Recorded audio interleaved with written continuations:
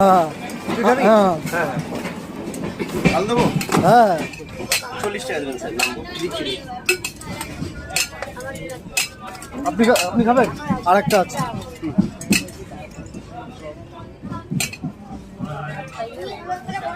টকটা একটু বেশি করে দেবেন দিন আচ্ছা না বলেই দিয়ে দিচ্ছি